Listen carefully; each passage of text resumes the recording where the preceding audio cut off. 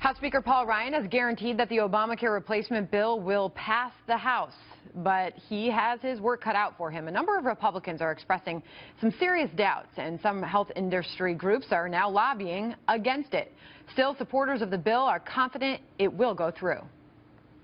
You're going to either vote with Nancy Pelosi against the bill because she'll vote no, or you're going to do the thing that President Trump wants, and that's to vote yes so it gets onto his desk. He heard our concerns, our very serious concerns with the House draft bill, and I'm encouraged that the President indicated they're pushing to make changes.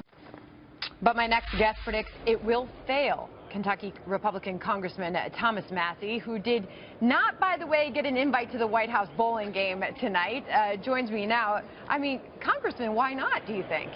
I think maybe my bowling score is too good. Too many strikes on your resume. Okay. That's right. So, Congressman, let's get to these words that you have used to explain how you think of this Obamacare repeal plan. Let's see. It's a stinking pile of garbage.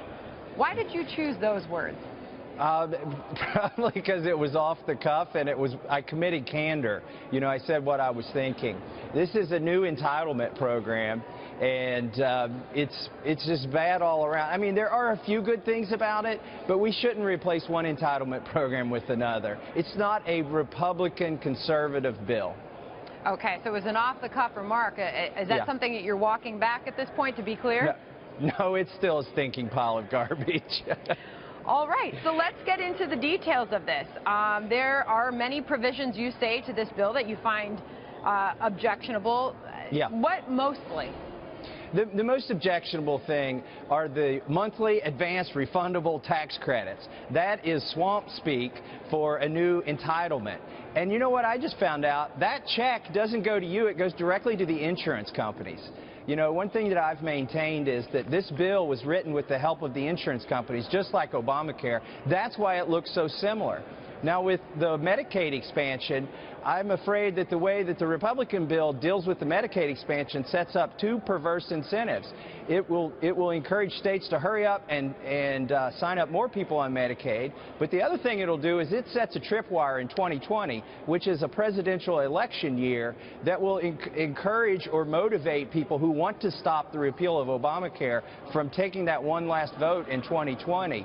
And I think it's a bad idea to set it up that way. Congressman, what sort of response are you getting to your Republican colleagues, especially using those kind of words to describe this effort? Most of them appreciate my frankness. Most, for instance, of the Freedom Caucus. They feel that way. A lot of them haven't spoken that strongly about it.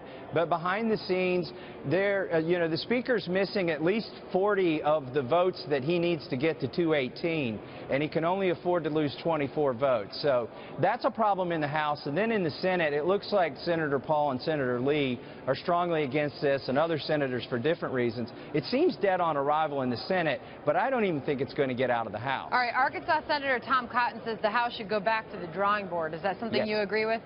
Absolutely. You know, Congressman Jim Jordan has reintroduced the 2015 bill to repeal Obamacare. We all voted on that in the House and the Senate, all the Republicans. And guess what? We got re-elected. That's why we're still here. They re-elected us to vote for it it's a real bill this time. It's not a pretend bill, because if that went to the president's desk, I'm sure Trump would sign the repeal. All right. Well, you won't be one of those skeptical Republicans joining the president for that bowling and pizza party tonight, but we will see if he is able to change some of their minds.